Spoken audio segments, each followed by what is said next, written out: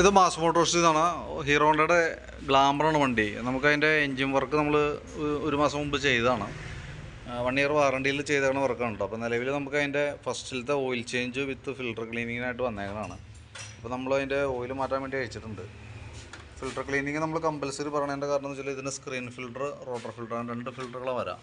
ഇതിനകത്ത് സ്ക്രീൻ ഫിൽറ്ററിനകത്ത് ഏകദേശം ഇത്ര അഴുക്കുണ്ട്. ഇപ്പോൾ നിലവിൽ ഇതിപ്പോൾ നല്ല കുറവാണ്. സാധാരണ ചില കേസുകൾ നമ്മളിപ്പോൾ എൻജിൻ വർക്ക് സെറ്റ് ചെയ്തതിന് ശേഷമൊക്കെ അതിൻ്റെ ഉള്ളിൽ കാര്യമായിട്ടുള്ള അഴുക്ക് വരാറുണ്ട്.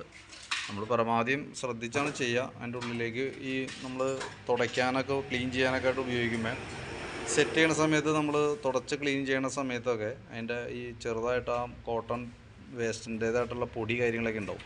അത് നമുക്ക് ഇതിൻ്റെ ഉള്ളിൽ വന്നിട്ട് സ്ക്രീൻ ഫിൽറ്ററിനകത്ത് വന്ന് അത് ബ്ലോക്ക് ആവും. അപ്പോൾ അതാണ് നമ്മൾ മെയിനായിട്ട് അത് ക്ലീൻ ചെയ്യാൻ കമ്പൽസറി ആയിട്ട് നിർബന്ധമായിട്ടും ചെയ്യണമെന്ന് പറയുന്നതിൻ്റെ കേസ്. പിന്നെ അത് കൂടാണ്ട് വരുന്ന ഒരു ഫിൽറ്ററാണ് റോട്ടർ ഫിൽറ്റർ എന്ന് പറയുന്നത്. ഇത് ശരിക്കും പറഞ്ഞാൽ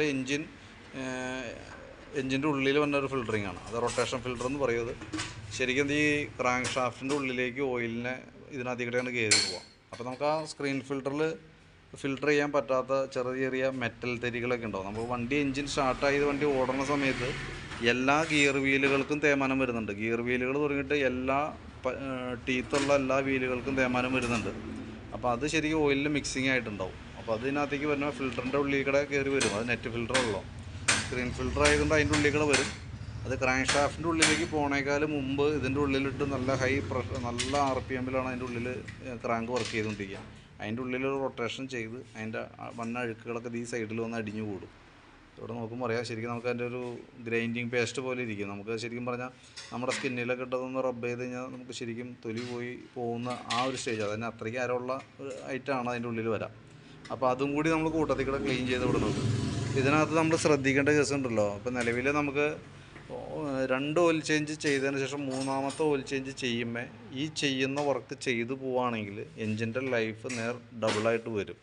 അതിൻ്റെ പ്രത്യേകത എന്ന് വെച്ചാൽ നമ്മൾ ഫസ്റ്റ് നമ്മൾ ചെയ്യും, പിന്നീട് ഞങ്ങൾ ഉണ്ടാവില്ല. അപ്പോൾ അത് നമ്മൾ ചെയ്യേണ്ട കേസിൽ ഇപ്പോൾ വാറണ്ടി പീരീഡിൽ നമുക്ക് ഒരു പ്രാവശ്യം ചെയ്താൽ മതി. അത് കഴിഞ്ഞ് വാറണ്ടി കഴിഞ്ഞ് നെക്സ്റ്റ് ഓയിൽ ചേഞ്ചൊക്കെ വന്ന സമയത്ത് നിങ്ങൾ ഇതേപോലെ തന്നെ ചെയ്യാം. അതായത് വർഷത്തിലൊരിക്കൽ ചെയ്യുന്നത് എന്തുകൊണ്ടും നല്ലതാണ്. കാരണം സ്ക്രീൻ ഫിൽറ്ററിൽ ഈ ഫിൽറ്ററിൽ കാര്യമായിട്ട് അഴുക്ക് വരില്ല. നമ്മൾ അഴിച്ചാലും അഴുക്ക് വരില്ല. പക്ഷേ ഈ റോട്ടർ ഫിൽറ്ററുള്ളിൽ നിർബന്ധമായിട്ടും ക്ലീൻ ചെയ്യേണ്ട അത്യാവശ്യമാണ്. കാരണം എന്ന് വെച്ചാൽ അതിൻ്റെ ഉള്ളിൽ നല്ല രീതിയിൽ അഴുക്ക് വന്നിട്ടുണ്ടാവും. അത് ഒരു പരിധി കഴിഞ്ഞ് കഴിഞ്ഞാൽ അതിൻ്റെ ഉള്ളിൽ പറ്റി പിടിച്ചിരിക്കില്ല. അത് ഓയിലിൻ്റെ ഉള്ളിൽ കൂടെ അതിൻ്റെ ഉള്ളിലേക്ക് പോകും. അത് കണക്ടർ റോഡിൻ്റെ നീഡിൽ ബെയറിങ്ങിൻ്റെ ഉള്ളിലൊക്കെ പോകുമ്പോഴാണ് സ്ക്രാച്ചസ് ഉണ്ടാക്കി കംപ്ലയിൻസുകളിലേക്ക് വരാം. അത് പിന്നെ സിലിണ്ടറിൻ്റെ വാളിലൊക്കെ പോയി, അതായത് സിലിണ്ടറിൻ്റെ പിസ്റ്റം വർക്ക് ചെയ്യുന്ന വാളിലൊക്കെ പോയി ടച്ചായി നിൽക്കുകയും റിങ്സിൻ്റെ ഉള്ളിലൊക്കെ വന്ന് സ്ക്രാച്ച് സിലിണ്ടർ താരതമ്യേന കുറേ കഴിയുമ്പോഴത്തേക്ക് സ്ക്രാച്ച് വരും. അതൊക്കെയാണ് ശരിക്കും കംപ്ലയിൻറ്റ് വന്നതിൻ്റെ മെയിൻ റീസൺ കേട്ടോ. ഇപ്പം നമ്മൾ നിലവിൽ ഫിൽട്ടർ ക്ലീനിങ് കാര്യങ്ങളൊക്കെ ആയിട്ട് ചെയ്ത് കൊടുക്കുന്നുണ്ട്. അപ്പോൾ ഞാൻ പറഞ്ഞതിൻ്റെ കേസ് എന്ന് വെച്ചാൽ നമ്മൾ ശ്രദ്ധിക്കുകയാണെങ്കിൽ കുറേ കൂടി നമുക്ക് നല്ല രീതിയിൽ ഉപയോഗിക്കാനായിട്ട് പറ്റും വണ്ടി കേട്ടോ.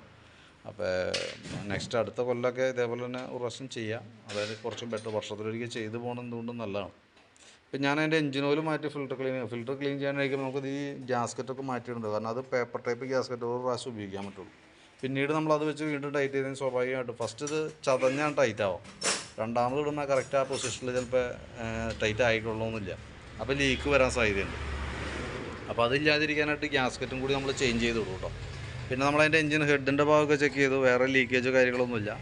എഞ്ചിൻ്റെ പോർഷനൊക്കെ ഡീറ്റെയിൽ ആയിട്ട് നമ്മൾ ചെക്ക് ചെയ്ത് കൊടുക്കുന്നുണ്ട്. വേറെ ലീക്കേജൊന്നും പ്രത്യക്ഷത്തിൽ കാണുന്നില്ല കേട്ടോ.